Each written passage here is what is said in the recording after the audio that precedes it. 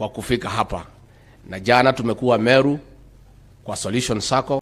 The other week we were in Meru with you and Githunguri. Rais wetu wacha tukwame hapa kwa hivi amepewa ushirika. Hapa ndio hapa tukwame hapa.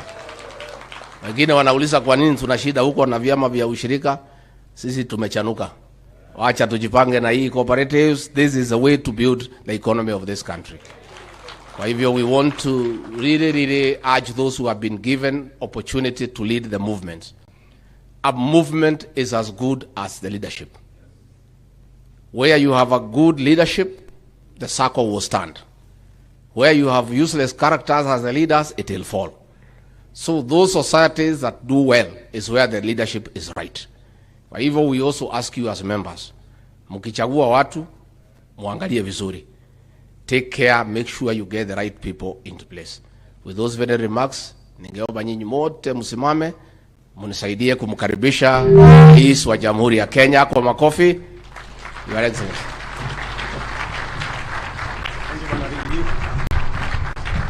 Asanteni sana, asanteni sana. Tafadhali tuketi chini jameni. Asanteni sana. Naona kuna dunia mpaka kule nyuma. Bwana Yesu asifiwe. Hebu mnisalimie hata nyinyi. Asanteni sana. Thank you. Asanteni sana. Mheshimiwa Naibu wa Rais, mawaziri mlio hapa, makatibu, mwenyekiti wa washirika, wenye viti wa shirika mbalimbali, cooperators wote na membership, ndugu wa Kenya, hamjambo. Hamjambo tena. Kwanza wacha nichukue nafasi hii. Nimesikia wengi wenu mmetoka mbali nje ya Nairobi. Karibuni sana katika mji wetu mkuu wa Nairobi wale mmetoka mbali. Na nimefurahi sana wakati niliambiwa huu mkutano itaanza saa 2. Nilikuwa nashangaa vile itaanza saa 2 na watu wametoka mbali. Lakini naona kweli nyinyi mko chonjo sana. Nataka niseme pongezi, karibuni sana Nairobi. Na wale mmetoka nje, Nairobi magari ni mingi. Kwa hivyo na kucross barabara lazima uangalie kulia na kushoto.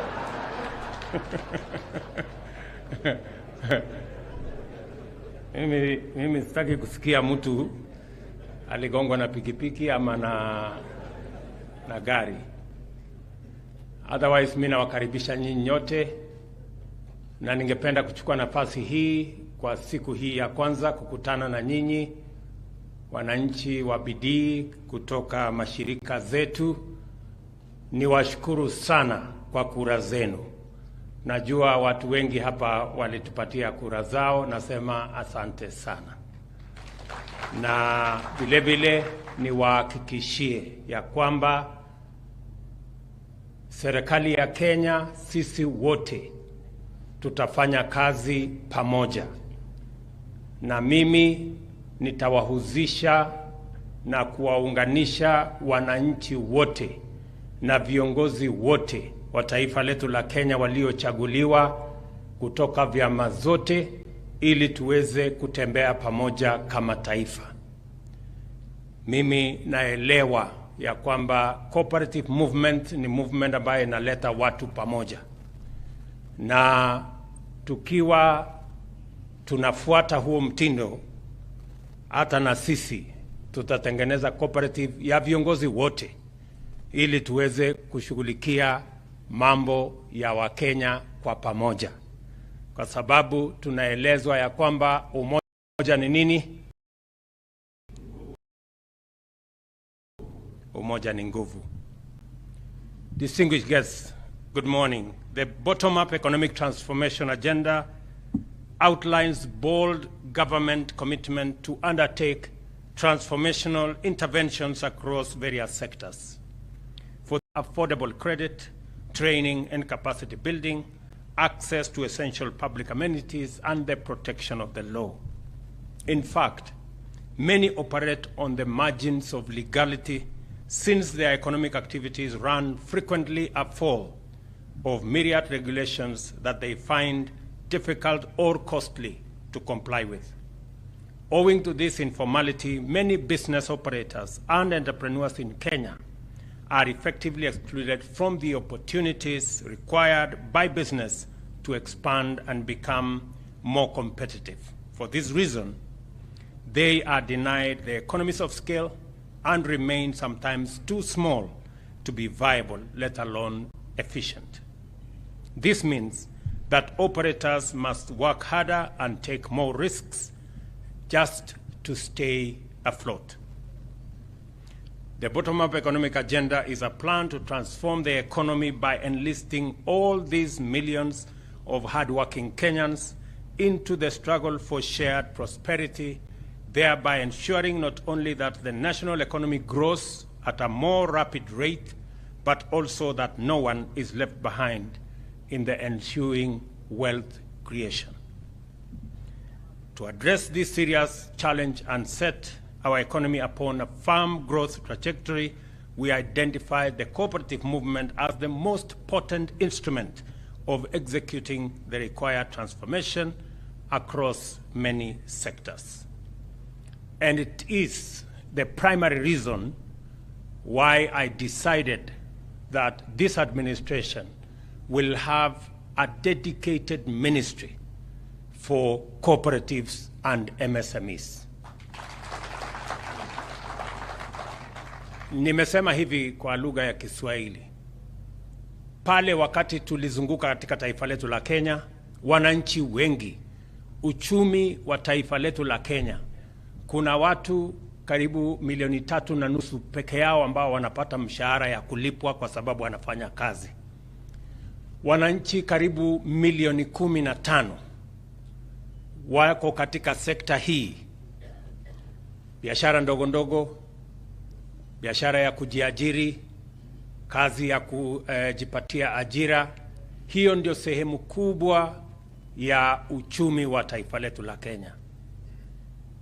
Statistics inatuonyesha 85% ya ajira katika taifa letu la Kenya zote ziko katika sekta hii, ambayo ni sekta inayochanganya watu wa MSME, cooperatives na wale wengine wote.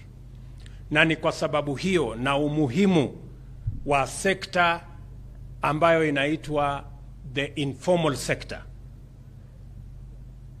na vile inachangia katika uchumi wa taifa letu la Kenya, ndio tulisema hawa watu wengi karibu 15 milioni ambao wako katika hii sekta, lazima tutengeneze wizara ambayo itashughulika na maslahi yao na mipango yao. Na ndio tumeweka waziri ambaye atasimamia cooperatives na MSMEs, na kazi yake kutoka asubuhi mpaka jioni ni kupanga hiyo kazi. Ndio nasikia chairman hapa akisema tuko na waziri kila siku. Ni kwa sababu hana kazi ingine. Kazi ni hiyo tu ya mambo ya cooperative. Zamani cooperative ilikuwa kati ya wizara zingine. Mara ilikuwa kwa wizara ya kilimo, siku ingine ilikuwa kwa wizara zingine, lakini mwaka huu ama katika awamu hii ya serikali ya 2022 mpaka 2027, mimi nimesema ya kwamba tutaweka wizara ambayo itashughulika, kwa sababu sekta hii ni ya muhimu sana katika uchumi wa taifa letu la Kenya. Hakuna vile tutazalisha mali, hakuna vile tunazalisha uchumi wa taifa letu la Kenya kama hatutashughulikia sekta ambayo ni ya MSME na sekta ya cooperative. And that is why we have a dedicated ministry whose business and responsibility it is to look after, to work with, build capacity, eliminate challenges in the cooperative and MSME sector so that we can use it as an instrument to drive the economy of our country. The government therefore looks to the cooperative movement as a fundamental transformational institution for several reasons. First of all, it provides a sustainable pathway towards the formalization of marginal and informal sector operators and entrepreneurs. Secondly, it performs the function of aggregation for small-scale producers and their resources, enabling them to leverage economies of scale that would otherwise be out of reach.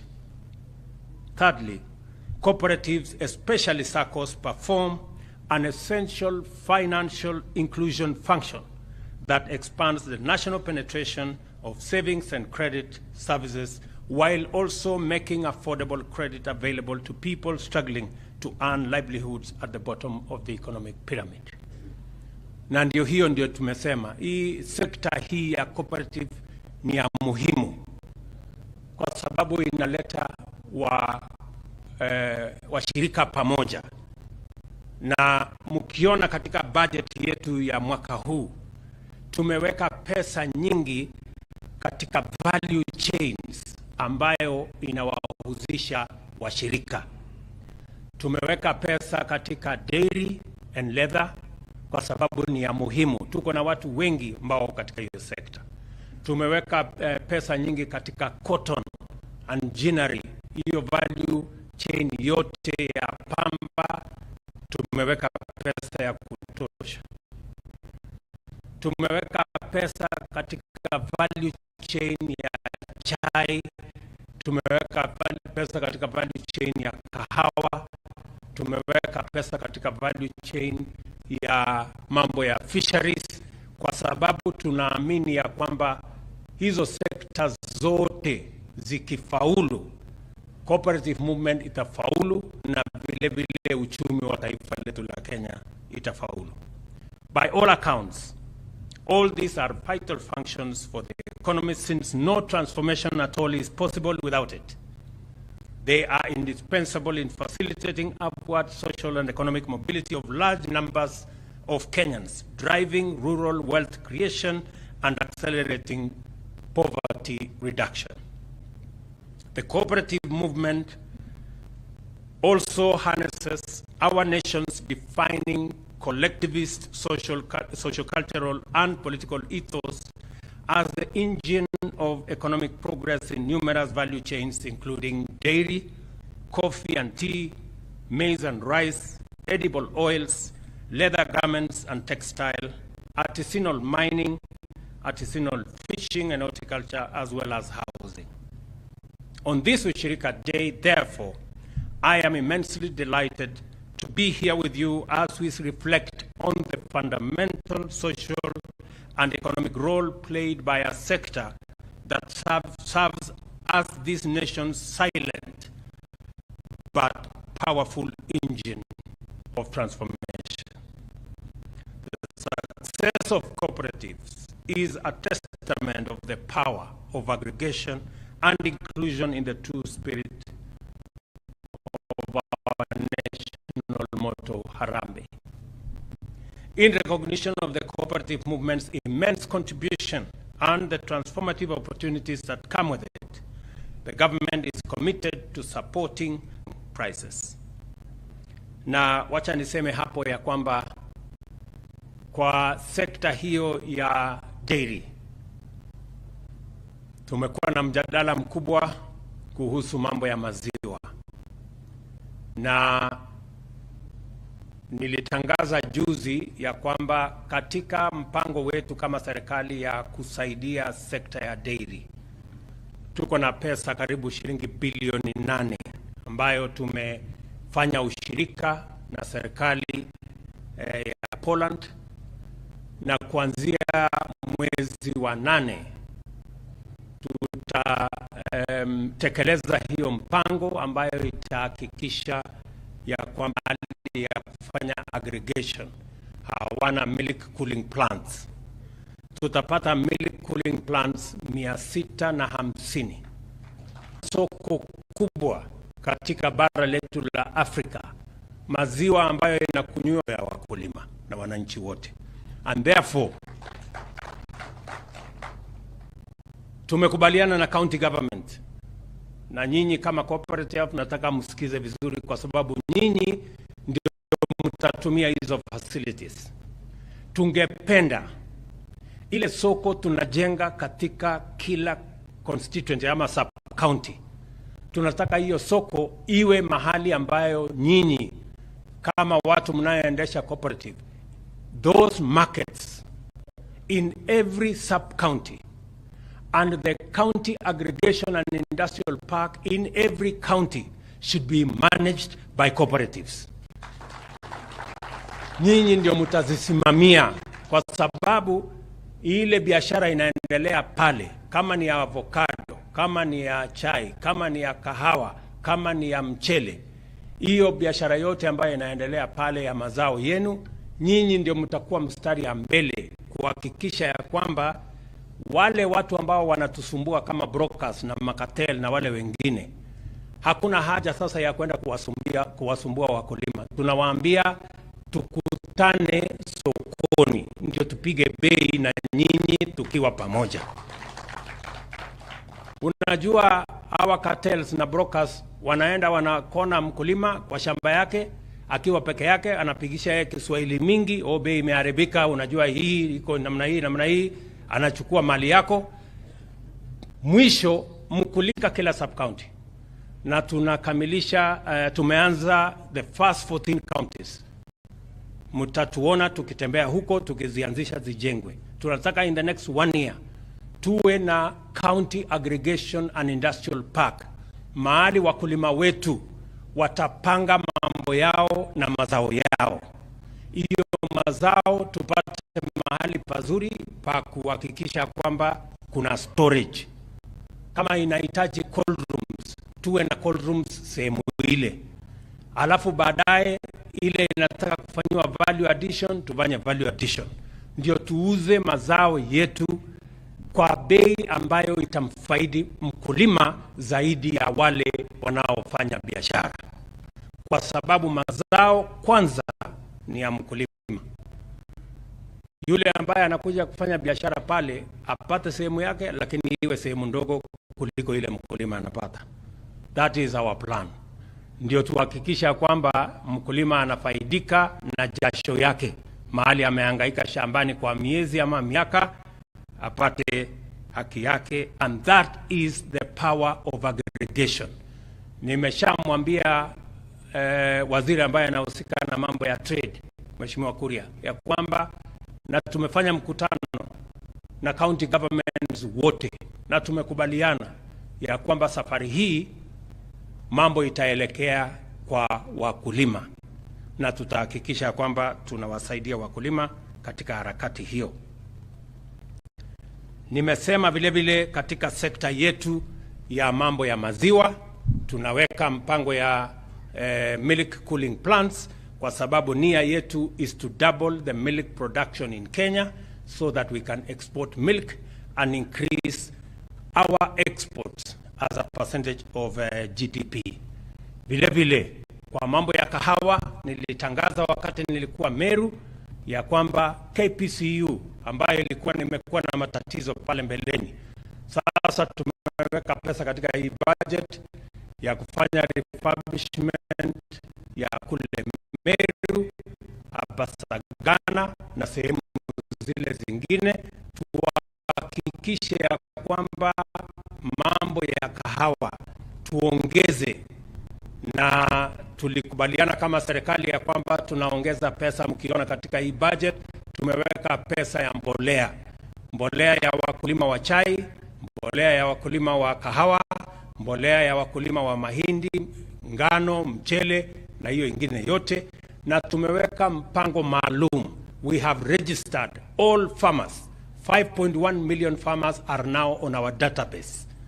Na tumekubaliana ya kwamba hiyo mpango tutashirikiana na county governments ili mbolea ipatikane mahali karibu na wakulima. Tunajua ya kwamba wakulima bado wanaenda mbali kidogo kwa sasa katika ile masto ya National Cereals and Produce Board. We want to take it down so that we can serve farmers better. Tunataka kuongeza mapato yetu kwa mambo ya kahawa. Saa hizi mti mmoja inatupatia kilo 2. Nchi zingine wanapata karibu kilo 7, kilo 8, kilo 10. Tutawasaidia wakulima wetu wa kahawa. Tunataka tuwaongezee mbolea ambayo imefanyiwa utafiti. ili tuongeze kilo yetu kwa mpango yetu ya mwaka mmoja to 5 kilos. We want to increase our coffee production from currently 51,000 metric tons. In 1 year, we want to raise that to 80,000 metric tons. And in 5 years, we want to raise it to 200,000 metric tons. Mimi na washukuru wakulima wengi, nimeona katika sehemu mbalimbali watu wameanza kurudia mmea wetu wa kahawa. And I want to ask the Ministry for Cooperative and the Ministry of Agriculture to work together so that farmers have seeds that are certified and we can begin to drive our economy using our coffee as it was in the past. And we want to make sure, as the Deputy President and the Minister said, that we tighten the regulation to make sure that the cooperative movement provides leadership, provides aggregation, so that we can better serve farmers. Pia nimewaambia, in the textile sector, we have introduced appropriate incentives to stimulate production of high-yielding, disease-resistant cotton seed varieties, as well as expanded cotton growing in semi-arid areas. The vehicle for implementing these measures is the cooperative cotton ginnery, whose modernization is a major strategic investment for us and for the government of Kenya. Additionally, we are in partnership with the county government to provide training and extension services with the objective of improving the quality and productivity in the leather industry. Through the strategic location of abattoirs, we shall be able to ensure the standardization of quality in beef and leather production. Tena, nataka niwaeleze ya kwamba ufugaji ni sehemu kubwa sana ya uchumi wa taifa letu la Kenya. Kenya ni nchi namba 3 duniani, sio duniani, katika bara letu la Afrika. We are the 3rd largest holder of livestock in the African continent. Na ndio mulisikia juzi nikisema katika budget hii tumeweka karibu shilingi bilioni 2.5 katika sehemu ya leather, kuhakikisha ya kwamba ile ngozi yote ambayo saa hizi inaharibika, ingine inakuliwa na umbwa, ingine inatupwa, ingine watu wanatumia kulalia na mambo ingine ambayo namna hiyo. Sasa tumekubaliana ya kwamba tunaweka pesa katika the whole leather value chain. Na nimesema Kenya kwa sasa tunaagiza viatu naye hatu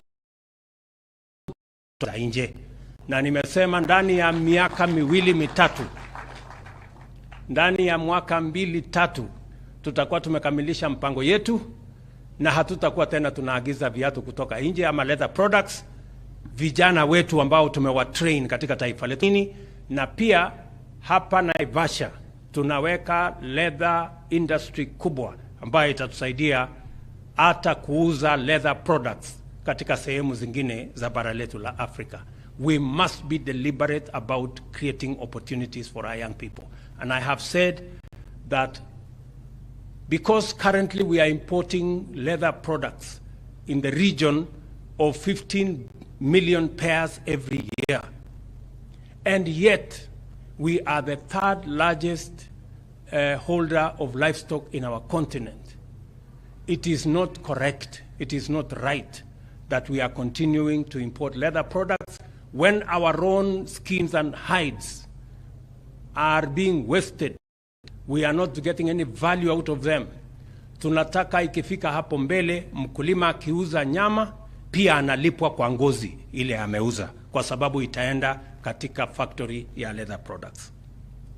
Tumekubaliana na county governments na mpango hiyo iko tayari. Let me also say that cold rooms, tuko na sehemu nyingi ambayo ni wanatuzalishia horticulture, wanatuzalishia vyakula mbalimbali ya fresh produce, na tumeweka mpango kamili ambayo tumeanza Waziri huyu tumemwambia, tumeanza Kipipiri, Ndaragwa, Oljororok, Keses, Timboroa, Londiani, Elbagon, Molo, Mogotio, mahali ambayo tunaanzia the first phase ya kuhakikisha kwamba kuna cold room facilities ya wakulima wetu wa mboga na fresh produce. We are also investing in the rehabilitation of expansion of farmers markets, as I have said, progressively under the Ministry of Lands and Housing. We are planning for markets across Kenya that are going to help our cooperators to make sure that we are moving in the right direction. Vile mumeona katika mpango yetu ya mawizara, tuko na wizara ambayo inahusika na PS ambayo inahusika na mambo ya blue economy, kwa sababu ni ya muhimu katika ziwa Victoria na katika ocean yetu, bahari yetu ya kule Indian Ocean. Pia tumeweka mpango kamili, tunakamilisha the Liwatoni, tumeweka pale karibu shilingi bilioni 1 katika budget hii kuhakikisha kwamba tunakamilisha hiyo soko. Imejengwa siku nyingi na processing ya fish na fish products. Tuhakikisha kwamba zaidi ya bilioni 120 ya blue economy resources ambayo inakuwa harvested na watu ambao hatuwajui ni nani, sasa tutakuwa tunazitumia ama tunaziharvest kama Republic of Kenya, because that potential belongs to the people of Kenya. Vile, our interventions extend further afield to the blue economy, as I have mentioned, especially fishing cooperatives in Nyanza and Coast Region, in order to enable them acquire cold rooms and fish processing products. In the same vein, mining cooperatives in Kwale, Taita Taveta, Bungoma, Migori, Homa Bay, and Kakamega are earmarked for dedicated investment aimed at revitalizing the artisanal mining value chain. Savings and credit cooperatives continue to play a major role in deepening the housing market through personal loans as well as housing development loans. Through partnership with the Kenya Mortgage Refinance Company, SACCOs are emerging as pioneers in the affordable housing sector. Nyinyi sasa ambao mumekuwa mkisaidia, na mimi nataka niwapongeze. Many cooperatives have participated in assisting Kenyans to own houses. Mumechangia sehemu kubwa.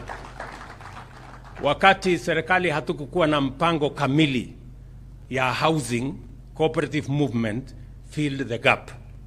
Mumesaidia wa Kenya wengi katika mpango ya kuwa na manyumba ya kuishi. Lakini sasa tutasaidiana na nyinyi. Tutaweka mpango kamili. Nyinyi mumekuwa mkinunua shamba ya kujenga manyumba. Sisi kama serikali sasa tumesema tutatoa ardhi bila ya malipo.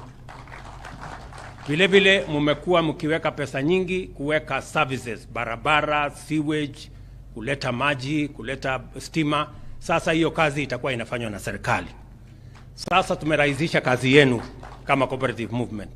Kazi yenu sasa ni kupatia yule cooperative wenu loan peke yake. Nyumba tutajenga na itakuwa bei ya chini. Sasa ile gharama mlikuwa mnalipa juu, sasa itakuwa chini. Sasa kazi yenu ni kupatia hawa pesa, wana own nyumba, wanasonga mbele.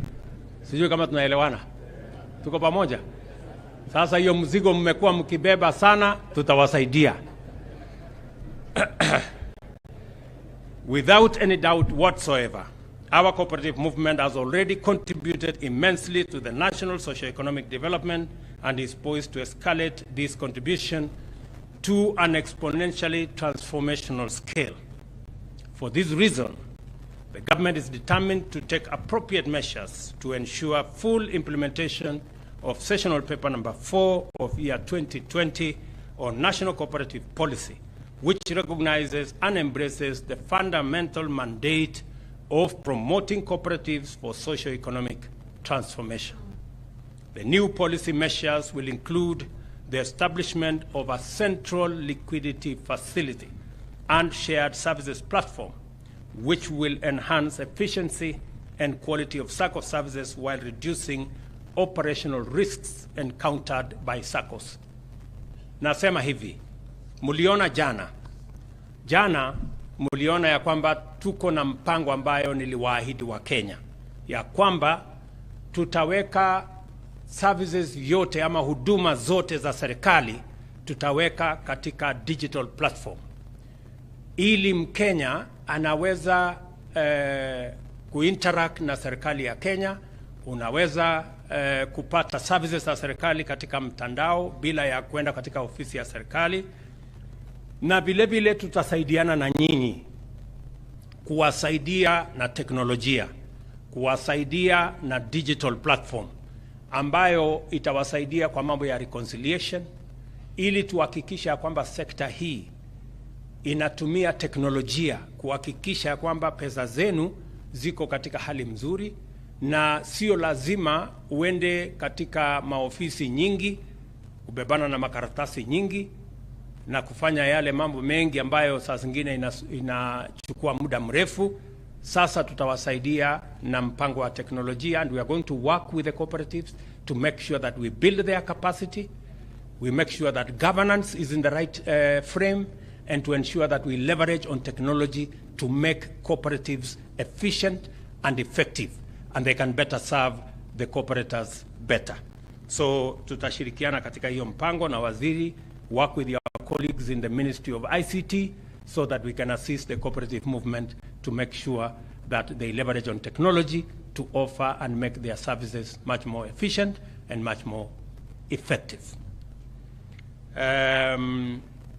The changes also will facilitate short-term inter-SACCO borrowing and similarly facilitate access to the national payment system, thereby providing effective solutions to liquidity challenges, enhancing financial stability in the sector and improving the general governance of that sector. Mimi nataka mjue hivi, niwapatie story kidogo. Pale Nakuru, kampuni ambayo tulipatia kandarasi ya kujenga damu, na hiyo damu ni ya shilingi bilioni 32. Hiyo kampuni ilikuwa ni cooperative kama hii zetu cooperative ya kule Italy. So it is possible to grow a cooperative, small as it may be, into a giant multinational organization. Those possibilities exist. So tunataka cooperative zenu muanze kujua ya kwamba cooperative inaweza kukua mpaka ikakuwa kampuni ya kimataifa. Nimewaeleza ile kampuni ambayo tulipatia kutujengea damu ya Itare ni cooperative kama hii zenu hapa, na tulipatia kandarasi ya shilingi bilioni 32 kutengeneza damu. Sasa nyinyi ambao mko katika hiyo sekta mjue ya kwamba cooperatives can be huge corporate institutions that can be able to do business not just in Kenya but globally as well. I take this opportunity to commend and thank the cooperative movement for its enthusiastic response to the government's tree planting and forest restoration program through its Cooperative for Climate Action Rally. Miaka michache inayokuja utakuwa unalipwa kwa kuwa na miti katika shamba yako. Pande miti kwake. Sababu ya sisi kusema tunapanda miti ni kwa sababu dunia mzima tuko na changamoto kubwa ya kubadilika kwa mazingira. Nimekuwa wiki hii ama wiki iliyopita nilikuwa mkutano mkubwa wa kimataifa kule Paris kule Ufaransa. Na mkutano huo ni mkutano unaojadili mambo ya climate change. Na ndio mimi nataka niwaeleze wa Kenya, tupande miti ni biashara vile vile. Hapa mbele, na waambia tena, hapa mbele watu watakuwa wanalipwa pesa kwa kuwa na miti katika shamba zao. Tunaelewa, na tumeweka mpango maalum kama serikali. Jana tulikuwa tunajadiliana kushirikiana na wizara ambayo inahusika mambo ya seedlings. Tunataka kuhakikisha kwamba kuna miche ya aina zote, lakini sana ama zaidi tutapanda miti ya matunda ili tuwe na miti na vile vile tunaweza kupata faida ya kuwa na matunda, kama ni avocado, kama ni oranges, kama ni zile miti zote ambazo ziko na matunda. Na mimi nataka niwashukuru cooperative movement kwa kukubali ya kwamba sote tunaweza kuchangia. Itatusaidia kupanda miti, itatusaidia katika mpango wa kubadilisha mazingira yetu. Hii kukosekana kwa mvua inachangiwa mahali kubwa na kuharibika kwa mazingira. And the way to restore our environment is to ensure that we plant trees, amongst other things. Finally, I am so proud of the role played by our cooperative movement in driving national economic transformation. Its achievements so far and its level of dedication to the inclusion and empowerment of cooperatives throughout the country gives us reason to be confident that together we are marching steadily along the path towards inclusive growth, shared prosperity, and sustainable development. Nawashukuru sana kwa kazi mnayofanya. Najua kuongoza cooperative sio kazi rahisi. Tumewaeleza hapa, tutawasaidia kama serikali to build capacity, to train leaders. Saa zingine viongozi wengine wanafanya makosa sio kwa kupenda, ni kwa kukosa kuelewa. So tutawasaidia kama serikali kuhakikisha kwamba we build the capacity of members of cooperatives, of leaders in the cooperative movement, of managers in the cooperative movement, so that we can have the chance to make sure that our cooperative movement that is so progressive, that is so successful, continue to carry the high flag that they carry for us in our continent and globally. So tutasaidiana na nyinyi, and that is the reason why we have a Ministry of Cooperative to assist the cooperative movement build their capacity in leadership, assist them with policy formulation that will support this movement, and also ensure that the cooperatives and what they do and the base which they operate from, whether it is in the economic sector or it is in the productive sector, whether it is tea, coffee, leather, dairy, zote, because when the sectors are doing well, the cooperatives will do well as well. I therefore wish you all success in your noble undertakings. I wish you God's blessings as you continue with what you're doing. Na nawatakia heri wakati mtarudi nyumbani. Pelekeni salamu zetu nyingi. Tunawatakia heri na baraka ya Mungu. Asanteni sana.